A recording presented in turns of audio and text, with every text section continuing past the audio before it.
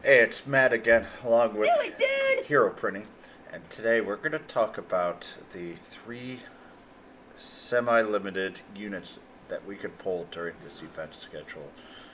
Darksand Laharl, Usalia, and Fenrich. Stay tuned.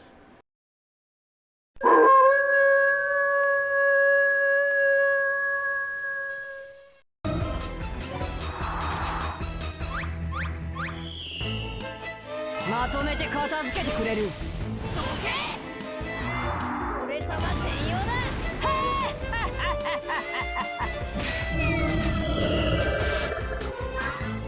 Alright, so for Darksand Laharl, it is obviously an axe human male, humanoid male, demonoid male. Uh, Very interesting unit. It does focus, quote, quote, on axes, but other than his any 5, you can also use swords and or fists fairly well as well. Um, and in all honesty, for the evil teas, all you're really going to be looking for is his first 2. His main stat, humanoid allies, all stats except speed plus 11%. This is actually pretty good for any type of human or really any humanoid weapon team. Very, very good general evil T along with the any plus 1 where you have a chest drop rate of 5%. Now, a lot of people are very excited to get this unit for the chest drop rate, but I'll kind of just go through and show a little different unit that might actually be better. His NE5 is axe wielding allies, damage dealt by normal attacks plus 15%. Personally, I'm not a really huge fan of this one. That's why I say, yeah, in general, he does start. He does prefer axe as his main uh, weapon, but personally, you can switch to either a sword or a fist with this unit, and it's a-okay. The last one here, Windstorm. All allies wind damage dealt plus 15%. It's very, very niche and really only useful for bosses and some Overlord towers, or if you have a wind user Zetrick, which is a wind damage dealt, uh, can be done there. What's really annoying though about this is that the only wind that Santa Laharl has is his magic spells, and he is not a very good magic user. So if we look at his stats here, you could see that the intelligence is his lowest stat. So, in all honesty, the evil T here is just not great. His speed is better than the regular Harl at 51, but doesn't have the real ability to do nearly as much damage as the Laharl because of the Laharl, regular Laharls being able to have the bonus for the AoE or bonus for damage. So the main reason you're going to want Santa Laharl is for this chest drop rate plus 5%. We'll kind of go through this, but at this point in the game, if you have played enough, there is another unit, and actually, let's go through it right now. And let me go to my item world team. I'll show you a unit that I think is actually a little bit better.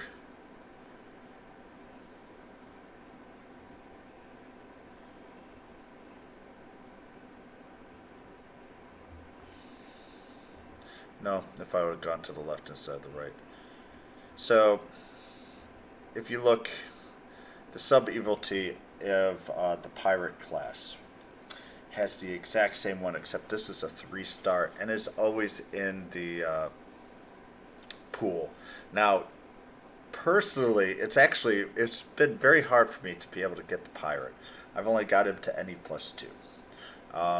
And actually, in all honesty, I probably shouldn't have even gone to NE plus 2. I should have worked on a second one. But it is a 3-star that has the exact same NE plus 1 as Laharl. Um, and so, all in all, I would say that you should just focus your energy on getting the pirate class instead of trying to summon for Laharl for just the chest drop rate itself. The Saint Blazing Fist has his first skill, 20 down to 15. It's his large, it's his single attack. It's an E+. My Cake, 40 to 35, is his AoE, and also gives him an attack plus 25%. He also has another stronger attack that's just a little bit more at 45 as well. That goes to E, but this is pretty nice. That gives him an attack buff plus 25% as well. He also has Yuletide Overlord. That's his NE plus 3 overall. As I say, in order to use his NE plus 7, you do need to use you need to get his magic spells for himself. For other party members, obviously you can use it, and it's intelligence based.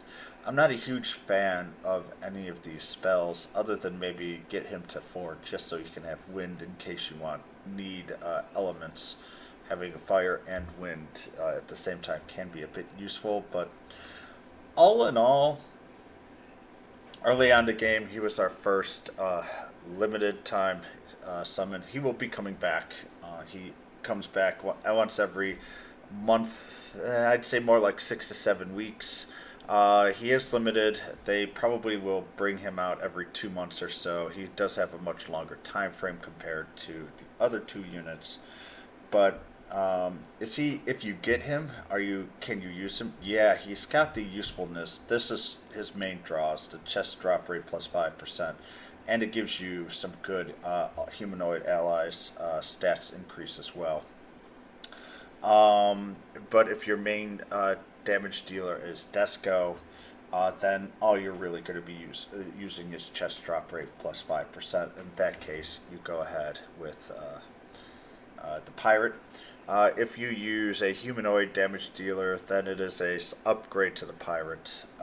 But the other 2 here, the axe-wielding allies by normal attacks plus 15%, that's... If it was at any 1, that might be interesting, but at any 5, I think that's incredibly excessive. Yeah, axe damage does have the highest amount of damage, but it'd be much better if it was skills, because that's where you really want to see it shine. And the wind damage dealt plus 15% is okay. His attack is pretty good at 41 and does increase per level by 8. His stats here actually hits 12 million, so he does have very high attack. His single target at 9,999, which we really can't get to. The cap basically right now is 5k. But the damage he can get to at 6-star is pretty high with the normal, but still. It's not really worth getting to any 5. If you do get him to any 1, use an any prism, or get another unit dupe, and then that's all you need for Laharl. With that, let's go on to the next one.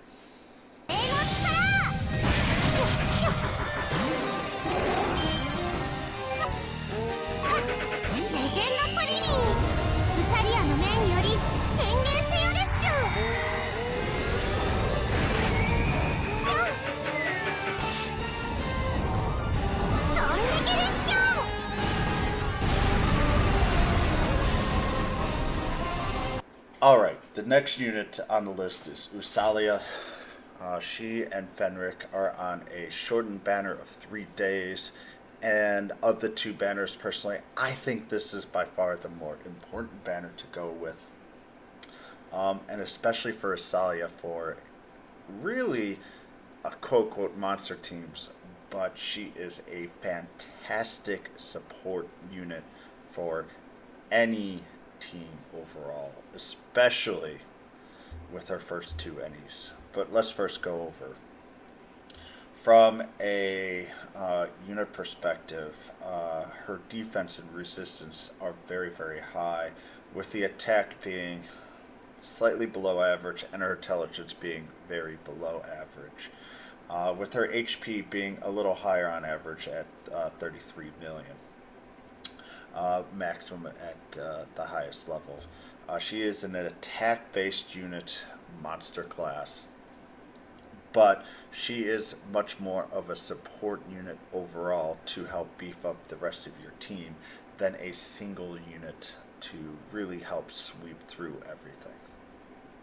So her first mastery here is Rabbit Strike, which all allies attack plus 15%. Very powerful. Doesn't matter what team you have, all allies straight 15% damage. And the second skill here, all allies dealt damage by skills at plus 12%. Very, very powerful first two NEs, or first two evil Ts, sorry. Damage dealt by skills plus 12% is just useful for any unit, and then with the attack as well. Yeah, if you're building an intelligence-based team, she's a little less useful because her first one's attack only. But even so, damage dealt by skills plus 12% will be useful for people who use intelligence skills as well. The last two NE skills are more specific, but still pretty powerful overall. And she is a monster team and a Disgaea specifically unit user's dream. NE plus 5, the anti-bully aura, monster allies, all damage taken minus 12%. And the last one, mental labor, physical monster weapon wielding allies gets plus 10 SP when turn begins. So Usalia is a monster weapon ally mana battery. Very, very, very useful, very good. I know I don't have her leveled very high, and I don't have her NE'd. That is going to change. I spent all of my NE printies on New Year's Rosalind. Now Usalia is my next target, specifically to help out with my Disgaea so that she can AoE every single round. Basically, here I do have her with some decent armor, very only rank 20. Haven't really used her in a little bit. Right now my Disgaea is just strong enough to go through everything, but when I'm farming the legendary 35s, Usalia is going to become important to make sure that I can keep on pumping everything through. She will give me another 12% damage with 15% more attack, and as I say, every round, because what I will do is my Usalia will have a little bit more speed. She is slow at 47, so what you do need to do is to give her at least 5 speed for the, or no, 6 speed for the Disgaea. I have my Disgaea a little bit faster, so I need 8 speed, so I'll have to give her 2 boots or 2 items with speed. I haven't been able to get the promotion veneers yet, so she will be a bit squishy, but the goal is just to give her enough SP, at least for round 1 or 2, to be able to just clear out item world as quickly as possible. So that is the insanity of Usalia. Her skills, her attack isn't super strong, and her first 2 skills are single attack. The Assault Circus, though, goes down to 35 SP, and does a pretty good job at C+, but her attack, remember, is very low, especially mine. Mine doesn't even reach 5 digits yet. And that's mostly due because, as it say here, she has a very low start attack and only 6 per level. Her defense and resistance, though, go way up. And as I say, all you want to do is try to keep her survive. And that's why my first 2 veneers are going to go directly to Usalia when I do get them. Her NE3 is double USA Bomber. USA, but it's USA Bomber. It is an AoE 85, has a C+, which is nice. And her level 200's Pinnacle Meteor goes down to 60s. Her main AoE, she is a star unit, and stars, there's not a lot of units right now that we have star damage, so in case you need to do a boss or an overlord challenge, the stars right here. You can see her skills: Star, Megastar, Gigastar, and she also has Braveheart and Mega Braveheart. She is based on physical monster wielding skills, but I would also, because she has the ability to get Mega Braveheart, focus on her magic side. As I say, you're not really giving up too much damage here. The only thing that you will be giving up is the evil teas here of the physical monster weapon wielding allies, SP plus 10. Get it up to 22. Once you get it up to 22, you will get Mega Braveheart. And this is what you're going to use and abuse with Usalia. She'll make her go first, buff up the unit that you want to buff up. Usually with Usalia, it's going to be Desco, or one of the later Descos later on. And then just have the Desco go crazy. And if you time it right with the correct speed levels, Saya goes, buff up Desco. Then you have New Year's Rosalind go, use her evil T to buff up Desco, and then have Desco go. You can see right there, you've just almost doubled. And when I mean double, so if you get it up as high as you can, 55% plus her 15% attack, plus another 12% skills, and New Year Rosalind's bonuses all there, you are looking at a doubling, or even higher than doubling, your damage overall. Very, very, very useful combination, especially if you have New Year's Rosalind. So do I highly suggest that you go for Usalia? The answer is yes. So the last unit is Fenrir, so stay tuned, and we'll go through Fenrir.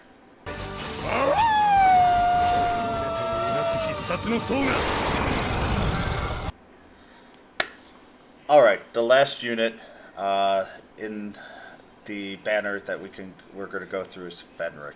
Fenrir is a humanoid, fist user, male obviously, very attack based, very good attacker, and a decent amount of HP as well overall there. Defense is normal. His intelligence and resistance is way down below. Speed is on the little slow end at 50. Weapon mastery, very focused on fist, and you will pretty much just keep it there, even though, interestingly enough, you might actually just switch to swords, because he is more of a sword buffer than a fist user. Very interesting. So Fenrir, with that, his first loyalty is attack plus the number of humanoids in party times 6%. So basically, he is very selfish in that regards, and it fits kind of his character in a way, because he wants to protect Velvetores. And so it's really odd here where his main evil T is actually a self bonus, and his any one is an all allied bonus, and usually it's switched around. So his attack, and if you have all 5 of your units humanoid party, he gets a 30% buff to himself. And in all honesty, you're going to keep him that way because of that. So he is a kind of an interesting unit. His first NE, though, Tyrant's Fang, sword-wielding allies, gets all stats plus 12% except for speed. So that's why I suggest you switch him over to a sword. Yeah, it requires a little bit more mana to get him up to 10, but getting him up here, that gives him an extra 12% attack. And what you really want to do is just build up his attack. So he is a very powerful attacker. I'll talk about this a little bit later, but one thing I do have a little problem with is that his AoE is very expensive. His intimidating gaze, all enemies defense minus 15%. So basically, you're just looking at this and just going die, die, die, die, die. And Awakened Instincts, he does increase damage to humanoids 45%. If you add this all up, if your team's all humanoid, he's wielding a sword and all of that, he can do massive damage to humanoids and good damage against monster units. So his first skill is a E plus 15 SP, and all of his skills are wind damage. It's a good single attack, and as I say, if you build him correctly with a humanoid team, it does a lot of damage. His 45, though, is a massive attack for 45 SP. Once again, build him correctly, and he will do massive damage. Put Yuki in the party along with him so that you can help build with the and other batteries too, and he can hit single bosses with massive damage. His NE3 Venagandia is his AoE, but it's incredibly expensive at 85.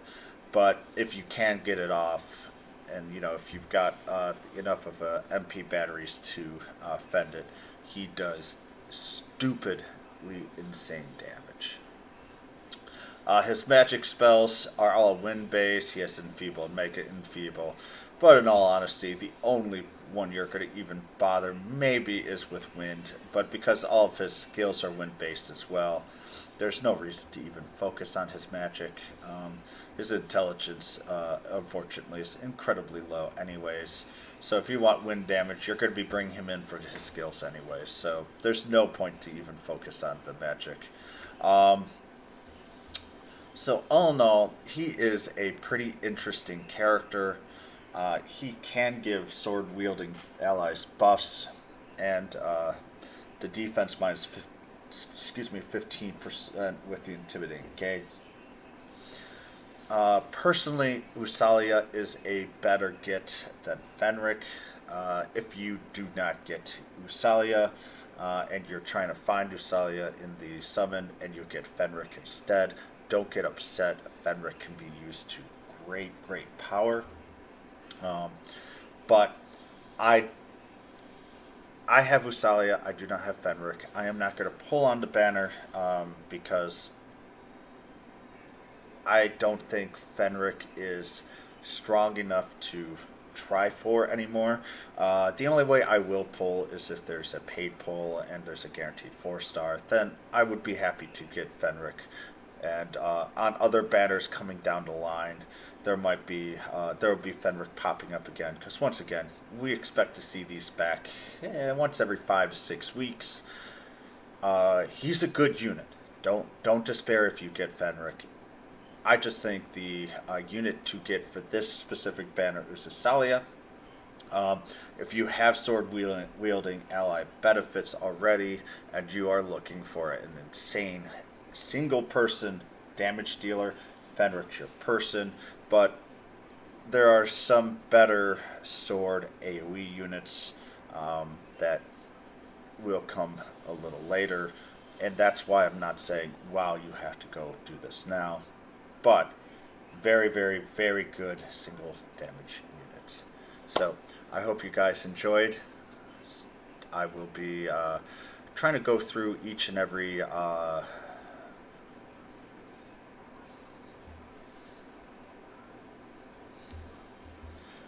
Alright, so that's all I've got for today. I hope you guys enjoyed. I will be going through banners for pulls, trying to do them in batches, especially if Boltron keeps sending out 2 or 3 week kind of like ideas of what's going to happen. Then I will try and keep updating. So please like and subscribe. You can also visit me on Twitch TV, twitch.tv/Madgarou, and I also have a Patreon page, patreon.com/Madgarou. So I hope to see you guys around. Thank you for listening, and good luck. Bye, everyone.